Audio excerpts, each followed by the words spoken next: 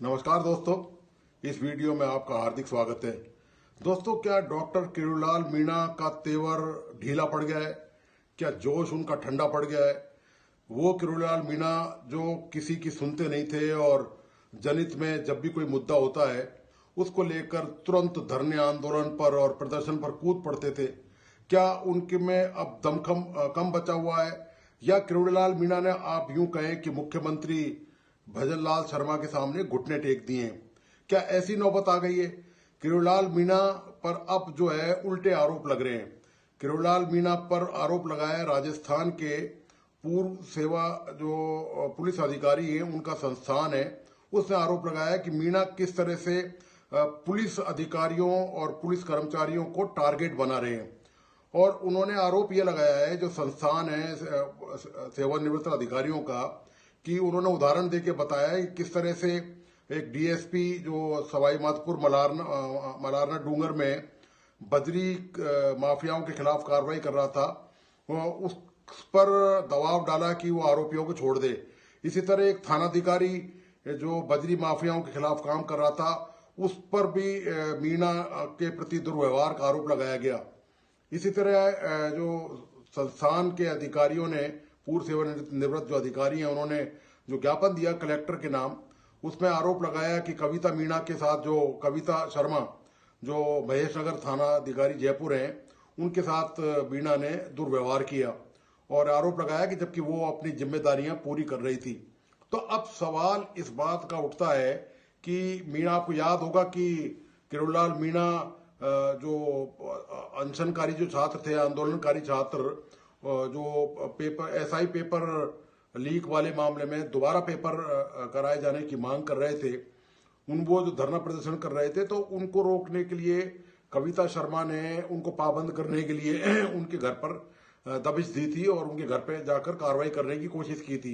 वो सरकार को अंदेशा ये था, गुप्तचर डिपार्टमेंट को, कि ये जो स्टूडेंट है, ये जो आंदोलनकारी हैं, ये कहीं ऐसा नहीं हो कि राइजिंग राजस्थान का जो सम्मेलन हो रहा है, जो देशी विदेशी निवेशकों को जिनके लिए आमंत्रित किया गया है, उसमें कहीं कोई ये बाधा नहीं पहुंचाए और सरकार की कोई किरकिरी नहीं हो जाए।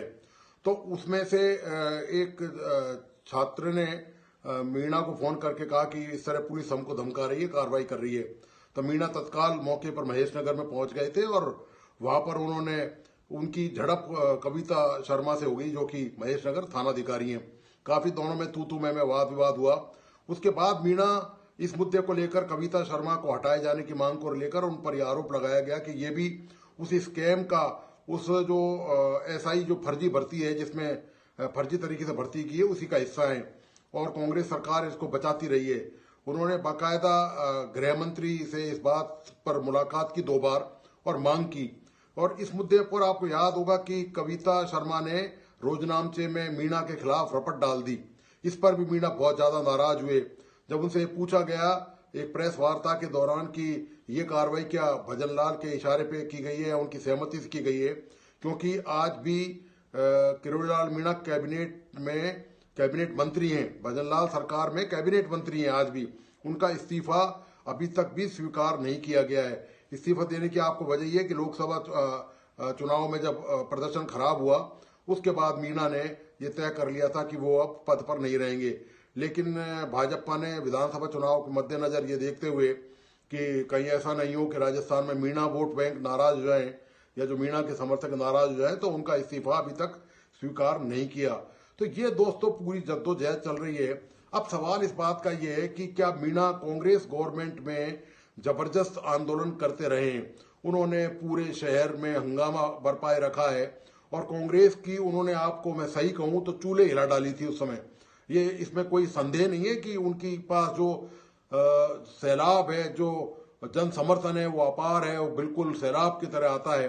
और मीणा की ये जबरदस्त एक कशिश है, एक खासियत उनकी रही है, उनके व्यक्तित्व में, उनकी पर्सनैलिटी में। अब सवाल ये उठता है कि क्या इतने बड़े विवाद के बाद कि उनके खिलाफ थाने में रपट डाल दी गई है, पूर्व पुलिस अधिकारियों का संघ उन पर आरोप लगा रहा है, तो क्या अब मीणा अपनी सरकार के खिलाफ इतना साहस दिखा पाएंगे?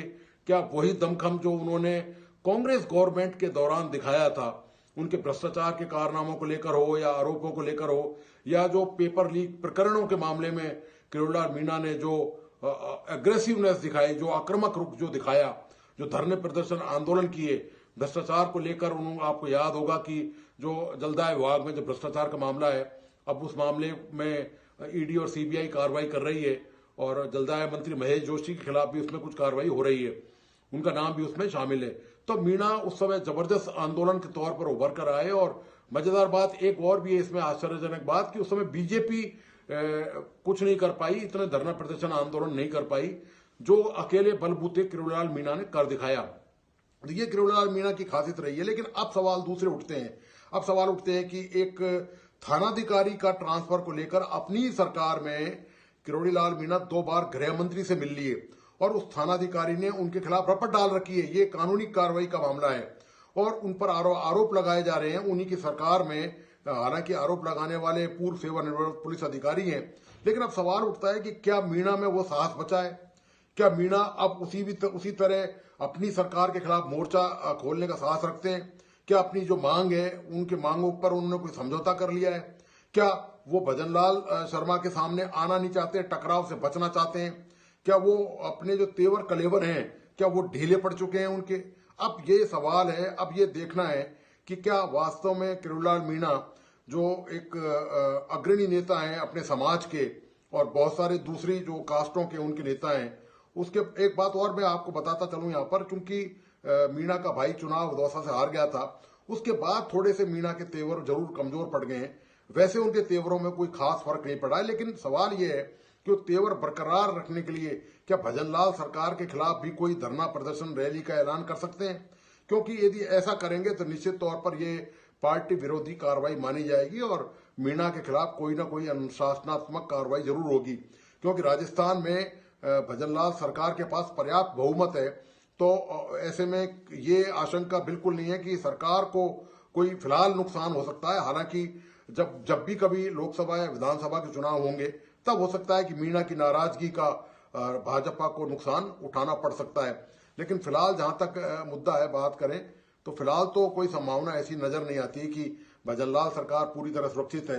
लेकिन अब सवाल यही कि क्या इन 4-5 सालों में यदि मीणा कुछ नहीं कर पाए तो क्या उनका वो जो कद है, जो राजनीतिक कद है, जिस आंदोलन, धरने प्रदर्शन और लड़ाकू किस्म का जो उनका जो तौर तरीका है जिसके लिए वो ख्याति प्राप्त है, वो क्या बरकरार रहेगा?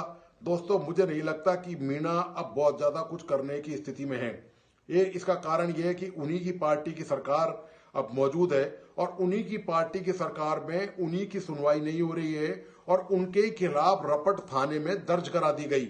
ये सबसे महत्वपूर्ण इशू है जो सामने नजर आ रहा है।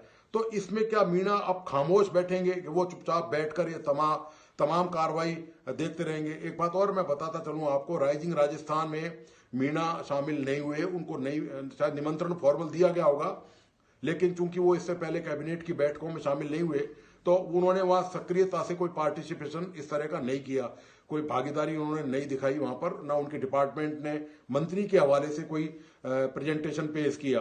डिपार्टमेंट ने अपनी तरफ से कुछ किया होगा निश्चित तौर पर, सारे विभागों ने कुछ ना कुछ राइजिंग राजस्थान में प्रेजेंटेशन दिया था लेकिन किरोड़ीलाल मीणा बिल्कुल पार्टी लाइन से और सरकार की लाइन से बिल्कुल अलग थलग चल रहे हैं और ये वो बिल्कुल इसी तरह व्यवहार कर रहे हैं जिस तरह उन्होंने कांग्रेस के शासन के दौरान किया था। क्योंकि वो उनकी तासीर है वो धरना आंदोलन प्रदर्शन करने की, तो वो बदली नहीं है। उसका एक कारण मैंने पिछले वीडियो में बताया था, उसका एक कारण महत्वपूर्ण भी है कि कहीं ना कहीं किरोड़ीलाल मीणा के अंदर वो नाराजगी बाकी है कि इतना जबरदस्त आंदोलन कांग्रेस गवर्नमेंट के लिए किया, उनके भ्रष्टाचार पर आरोप लगाए, पेपर लीक प्रकरण को लेकर मीणा ने जबरदस्त आंदोलन किए और उसके बावजूद जब विधानसभा के रिजल्ट आए और पर्याप्त बहुमत भारतीय जनता पार्टी को मिल गया तो भजनलाल शर्मा का तो दूर दूर तक मुख्यमंत्री पद के लिए नाम ही नहीं था।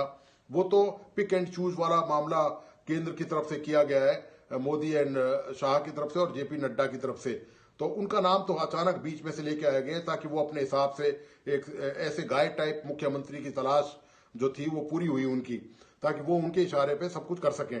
लेकिन किरोड़ीलाल मीणा को ये उम्मीद थी कि उनको कोई या तो महत्वपूर्ण महकमा दिया जाएगा या फिर उनको मुख्यमंत्री पद, या हो सकता है कि कहीं उनके मन में ये बात भी हो कि उनको मुख्यमंत्री पद दिया जा सकता है। लेकिन दोस्तों, इस जन आंदोलनकारी नेता को जिसने भाजपा को खड़ा करने में, मतलब खड़े से मतलब ये है कि संघर्ष में लौटाने में कांग्रेस के खिलाफ पूरे प्रदेश में एक माहौल बनाने में, कम से कम पूर्वी राजस्थान में माहौल बनाने में, और पेपर लीक प्रकरण जिससे पूरे देश के लाखों युवा प्रभावित हुए, उनको कहीं ना कहीं भाजपा की तरफ मोड़ने में किरोड़ीलाल मीणा का योगदान माना जाना चाहिए। कोई इससे बेशक असहमत हो सकता है।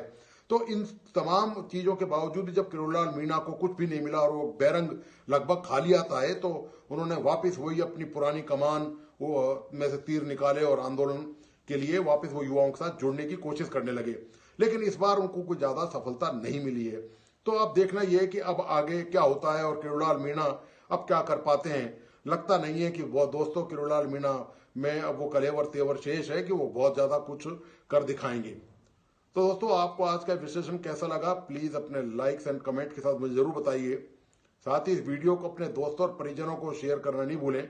मेरे सभी दोस्तों से अनुरोध है कि ये मेरा नया यूट्यूब चैनल है राजस्थान का, Rajasthan news and views analysis के नाम से। प्लीज इसको सब्सक्राइब करें और अपने दोस्तों को इन वीडियो को और परिवारजनों को जरूर शेयर करें, ताकि लोगों को पता चल सके कि राजस्थान की वर्तमान राजनीतिक जो परिदृश्य है उसमें किस तरह की चीजें, घटनाएं चल रही हैं। धन्यवाद, नमस्कार।